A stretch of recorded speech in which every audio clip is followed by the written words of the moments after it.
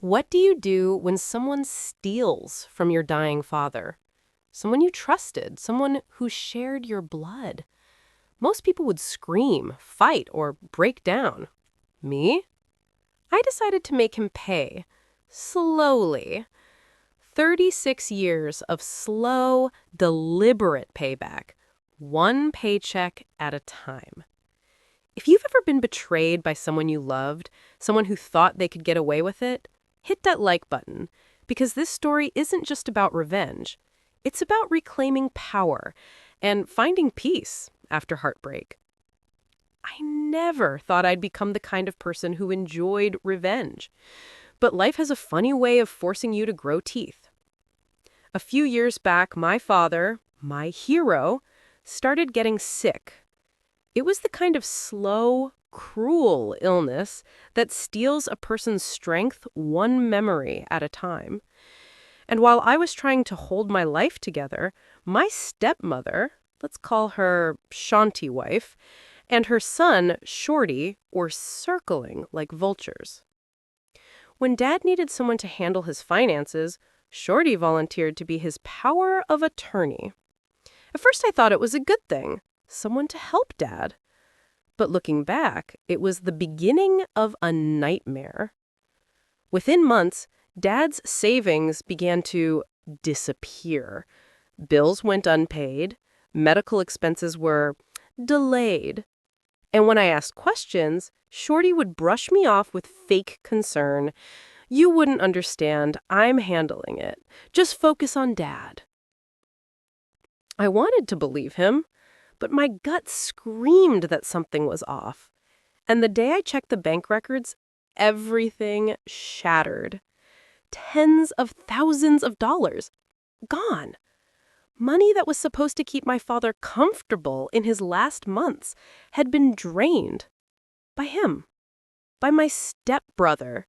The man Dad treated like his own son. I remember sitting there staring at those numbers on the screen. My hands were shaking. My throat burned. It wasn't just theft. It was betrayal wrapped in a family name. That night, I swore I'd get justice. Not rage-fueled, reckless justice. No. The kind that stings forever. First, I got a restraining order. Then I filed criminal charges for elder abuse and financial exploitation. It wasn't easy. The system moves slow, painfully slow, especially when the victim is sick and fragile. But I stayed on it day after day. When Dad passed away, it felt like the air had left my lungs. But I wasn't done.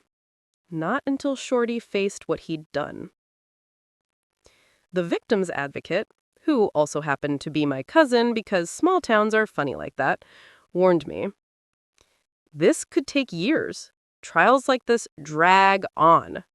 She wasn't wrong, but time can be a weapon when you know how to use it. I watched him from a distance. He moved out of state, got a job as a truck driver, trying to escape the mess he made. But I kept tabs. Every time he left the state, I called the court. Every time he switched jobs, I made sure they knew. If he wanted to forget what he did, I wouldn't let him. 6 months ago, the call finally came. The trial was set. And for the first time, the power was in my hands. The victim's advocate, who also happened to be my cousin, told me the court was open to a plea deal. 15 years in prison or supervised release with restitution. That night, I sat alone at my kitchen table, just staring into space. If I chose prison, he'd rot behind bars for maybe 7 years. But he'd come out with nothing. No debt, no connection to me. It'd be over. If I chose restitution, I'd be in his life forever. Every month, he'd work.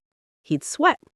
and a piece of that paycheck would come straight to me, a living reminder of what he stole. I smiled. For the first time in years, I smiled. So I called the advocate back. I said, "We'll accept the plea deal, supervised release, and full restitution." Weeks later, the sentence came down. 15 years suspended, 2 years of felony supervision, 5 years of probation, and most importantly, $130,539.39 in restitution. He has to pay $300 every month, starting January 1st, 2024. I did the math. That's 36 years. 3 decades of payback. If he misses even one payment, jail. If he tries to run, jail. If he slips up, I'll know. And the best part? Every time he gets that paycheck, he'll remember me. Every single month for the rest of his working life. He'll feel the weight of my father's name in his hands. Sometimes I think about whether I was too harsh, whether maybe I should have let karma handle it. But then I remember my dad's eyes near the end. The pain, the confusion, the trust he placed in the wrong person. And I know this isn't cruelty. It's balance. It's justice stretched across time. They say revenge doesn't heal you. Maybe they're right. But every 30 days, when that payment hits my account, I breathe a little easier. Because it's not about the money. It's about the promise I made that no one would ever steal from him again. In the end, revenge isn't always about destruction. Sometimes it's about control, about saying, "You don't get to hurt us," and walk away. For me, it wasn't about ruining his life. It was about making sure he remembered what he did for the rest of it. If this story hit you right in the heart, smash that like button and tell me in the comments. Would you have chosen prison or 36 years of payback? And of course, subscribe for more true stories of justice, karma, and emotional revenge.